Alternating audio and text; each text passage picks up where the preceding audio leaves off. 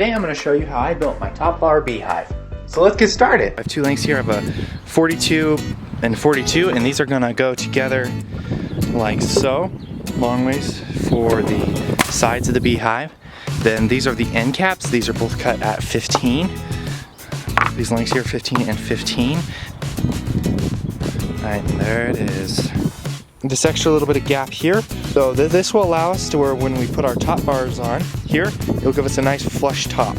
These bars here that I nailed onto the sides of it are cut at 41.5 inches. All of these, which might be a little bit high, we could always shrink it down a little bit more. And then I cut these here, which will set this way, and this will allow the roof to go on. Went ahead and drilled a hole inside here for the entrance. And this is a little bit big of a hole, so they need a landing pad anyway. So I'm actually gonna put this here.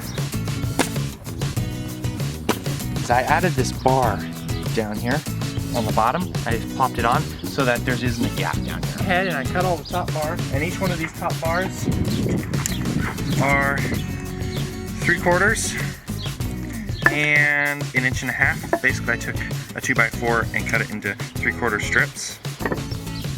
Then I went ahead and in the top bars and put a slit. This allows them to, when they fit in here like this, you can slide them back and forth until they notch into position, and then they won't move around. Then I went and cut out a triangle. Fits right in there like this, so it acts as a cap. And then I just finish nailed it in the top here so that this wouldn't move around, so it's attached to one of the bars. And I'm leaving about this much gap on the end here to suit a jar for feeding the bees in this way. Now, not very often do you need to feed the bees, but what I'll do is I'll create a box here so I can put the jar in there like this, and it holds it so that the bees can come in and eat from the jar. And I just put wood just in a circle and wood up. And I went and caulked these pieces in here so that when we put the jar in like this, it fits in there like that. And I'm now going to drill holes in here so that this can be this way, and they don't have to leave their hive to go get this food. So there's that.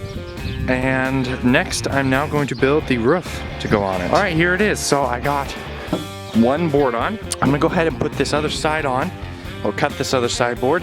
But what I'm gonna do is I'm gonna run bars this way underneath, probably right in the center on both sides on this thing, so that this supports this, because this will over time sag.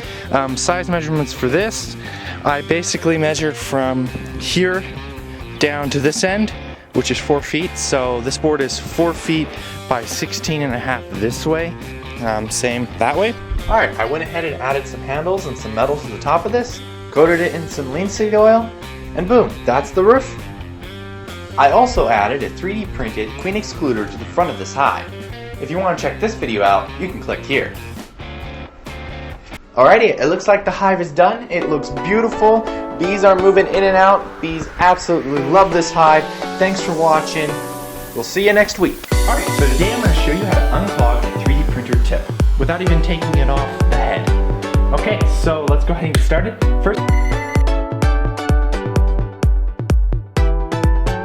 alright, here's the part.